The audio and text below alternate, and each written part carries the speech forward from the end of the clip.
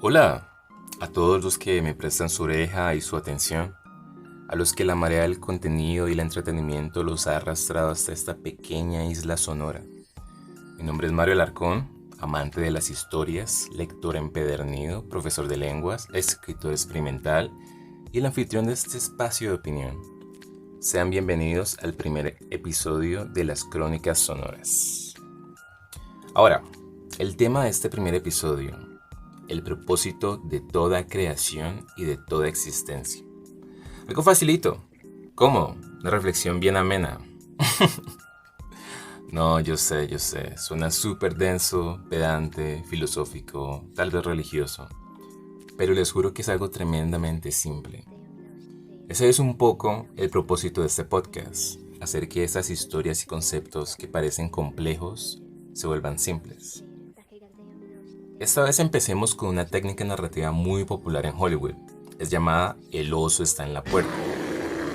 No es un oso literal. Con esta técnica solo buscamos iniciar la narrativa con un problema en lugar de un gran preámbulo.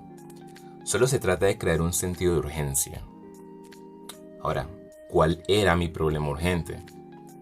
Bueno, sucede que el oso que estaba en mi puerta era que, hace poco, y bueno, esto no es algo fácil de confesar, sufrí la pérdida de todo propósito. Sentí un desgano total por vivir y un desgano total por crear. Ahora, esa perspectiva y esa palabra perspectiva es súper importante. Por favor, recuérdenla, anótenla por ahí, estámpenla en una camiseta, tatúensela en el brazo si quieren. No es única, no es nueva. A muchos les pasa, especialmente si son propensos a estados de depresión. Mucho de mi pérdida de propósito tuvo que ver con esta percepción de el sentido, o en otras palabras, el valor de lo que yo podía aportarle al mundo. Este océano de contenido en el que estamos ahora, en el que la repetición es casi la norma, nos hace perder la motivación de las cosas. Ahí viene otro post, aquí escuchamos otro podcast, vemos otro canal de YouTube, otra cuenta de Instagram, otro segmento viral en TikTok, otra fotografía, otro video, otra canción. En un punto llegué a leer que la cantidad de contenido digital que ya habíamos generado en el 2020 había sobrepasado la expectativa de vida de toda la humanidad. Los humanos nunca alcanzaremos a consumir la totalidad del contenido que subimos. Aún así, aunque parezca paradójico, desde hace mucho tiempo he querido crear, ya sea desde la narración, desde el cuerpo, o como ahora, desde la voz. Pero una pregunta me asaltaba: ¿por qué atreverme a crear aún más? ¿No es como agregarle una gota al océano? ¿Algo inútil? Uno puede contemplar esa pregunta y hacerla incluso más aguda, más profunda. Hombre, ¿por qué existir? Ya hay 8 billones de personas haciéndolo. En esta espiral de solipsismos uno puede caer en el error fatal de comparar vidas. Y si se hace eso, uno puede adoptar la perspectiva de que las otras vidas son más completas, más ricas, más celebradas, más arriesgadas, más placenteras, más. Ok, calmémonos. Respiremos hondo y partamos desde un punto definido, de un ejemplo, una narrativa. La muerte de Sandman. Me refiero al personaje del cómic creado por Neil Gaiman para la editorial DC Comics. Sí, la misma que publica Superman, Batman, Flash, Mujer Maravilla, etc. Y aquí, creación es un asunto de perspectiva. Verán, Neil Gaiman no se inventó la figura del Sandman, no la original. Estamos hablando de Morfeo, el dios de los sueños y las creaciones que surgen en ese estado de reposo inconsciente. No, esa mitología se remonta hasta la antigua Grecia, hay figuras similares en Egipto y en África, también las hay en las mitologías asiáticas, así que no, original no es. Pero su perspectiva novedosa de esa mitología se convirtió en una creación única, en su propio mito. Este cómic es fascinante, de principio a fin. Es súper esotérico, es como haberse tripeado un poco, llega a ser sublime, depresivo. A rato los diálogos, debo admitir que no son fáciles de digerir porque están escritos con una maestría, con un bagaje cultural bastante complejo, no lo voy a negar. Pero el arte y todos los temas que trata son geniales. Sandman, o Morfeo, es el responsable de las cosas creadas y también de las que no alcanzan a ser creadas, de todo lo tangible y lo que permanece como un ideal. Él incluso tiene una biblioteca de los libros que nunca serán escritos. Demasiadas cosas pasan en este cómic. Eventos íntimos, cósmicos, tramas que involucran dioses, las eras del mundo, la historia del arte.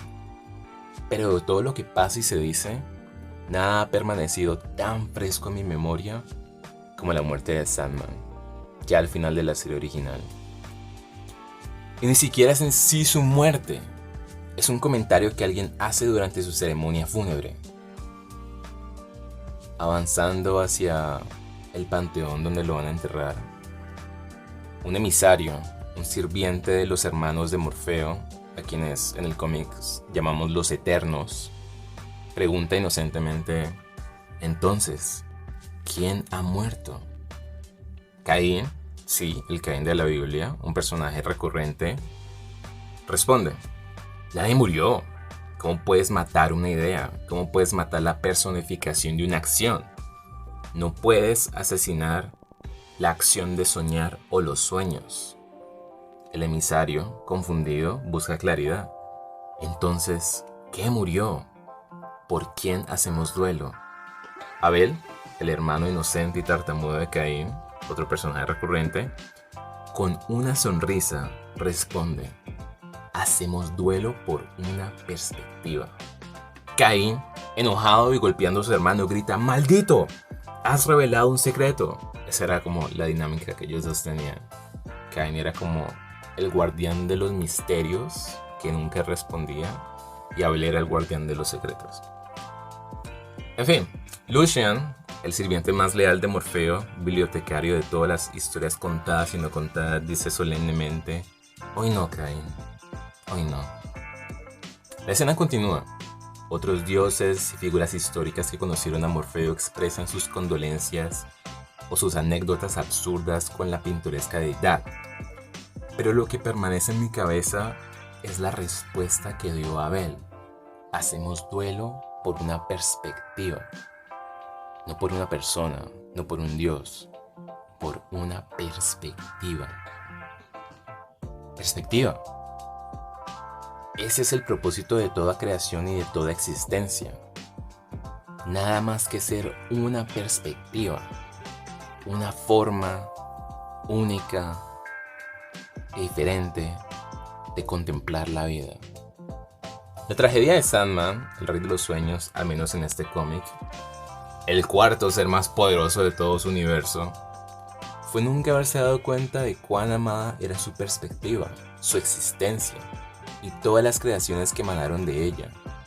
Sandman, en el punto más bajo de su arco narrativo y emocional, en lugar de crear, el que era su poder, se dedica a planear su propio suicidio.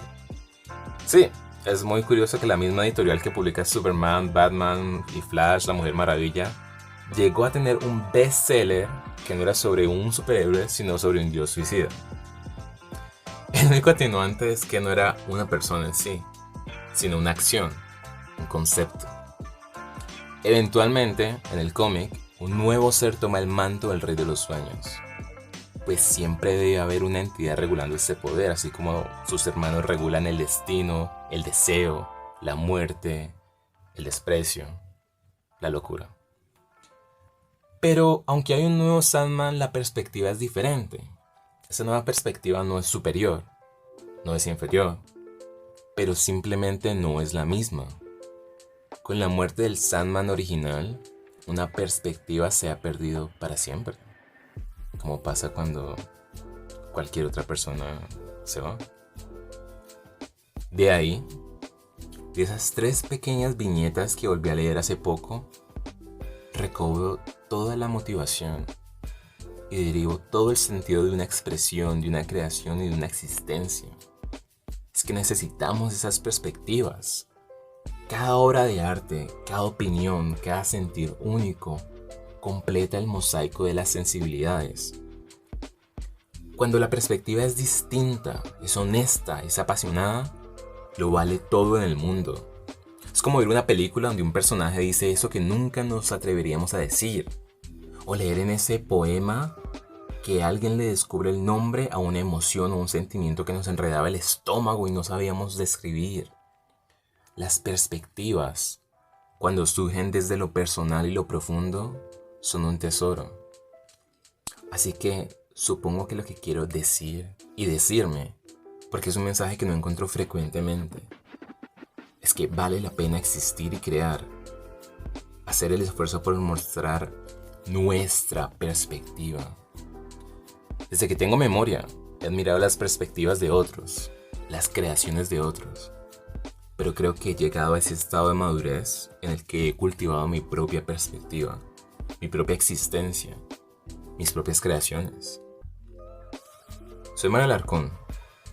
Tengo una perspectiva y tengo 1000 creaciones que quiero mostrarles, pero todo a su debido tiempo. Por ahora, quiero dejarlos con una pregunta, una que deben hacerse a sí mismos. ¿Qué hace a mi perspectiva única? Aunque entiendo que esa pregunta pueda sonar un poco vaga, tratemos de aterrizarla, hacerla un poco más pequeña y concreta, además de conectarla con el tema del próximo episodio. ¿Cuál es mi símbolo? Sí, si tuvieran que reducir todo su ser a un símbolo, ¿cuál sería? Les contaré cuál es el mío en el próximo episodio. Muchas gracias por escucharme. Hasta entonces.